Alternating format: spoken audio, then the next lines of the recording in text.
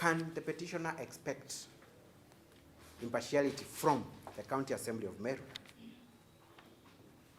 The answer is no, my lady. Impartiality means that you're appearing before a body that has not yet formed its mind on the subject matter, that is ready to interrogate the issues and make a fair determination of the same. The motion before the County Assembly, my lady, has been moved by one member and supported by 68 out of 69 members of County Assembly. We submit, my lady, that the moment a member of the County Assembly supports a motion, they are accusers, same as the mover of that motion. They have taken a stand. They have agreed with the contents of the motion.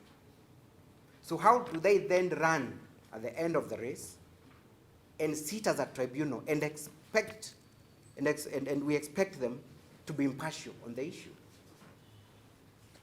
No way, my lady. Her goose is cooked. If she appears before that quasi-judicial tribunal, it is not impartial. It has a predetermined outcome. And that's why there is all this mad rush to take her through the process for the sake of formality, not for any other reason.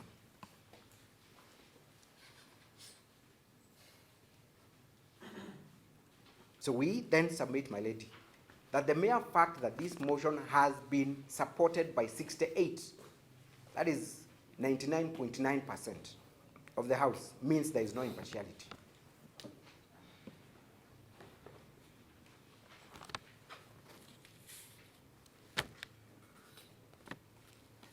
On that basis, again, my lady, we do submit that there is a prima facie case that justifies the issuance of conservatory orders. It reads, and I'm referring to 65.3, the motion for impeachment can only, whereas of November 2022, and I think it's important I read that part, of November 2022, beginning at 10 a.m. That is not all, my lady. And at page 50 and 51.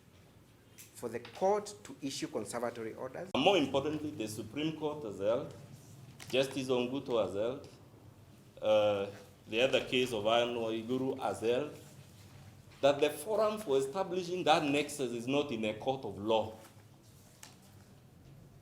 It is not even before the County Assembly. It is at the Senate. So it is them who are actually jumping the process, even as they accuse the clerk. And this decision can be confirmed, the case of Mongi area, at paragraph 92, my lady. That's where Justice Onguto held that issue of nexus, the courts are not the appropriate forum. They tell you there is a glaring loophole and that there is a serious constitutional question that must be determined, because Section 27(4) of the County Government Act, as read with subsection 5, puts a moratorium of 24 months before you can recall an MCA.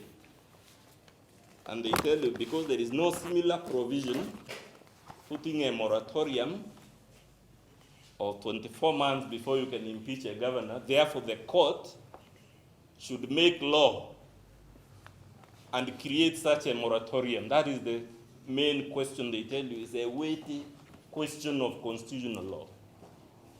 My lady, what they're asking you to do is to issue an advisory opinion. That jurisdiction lies with the Supreme Court, not with this court.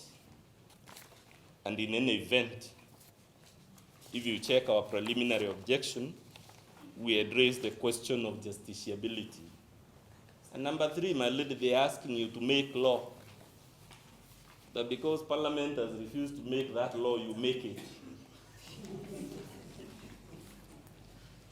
Clearly, that's not within the province of the mandate of this court. It cannot be a prima facie reason.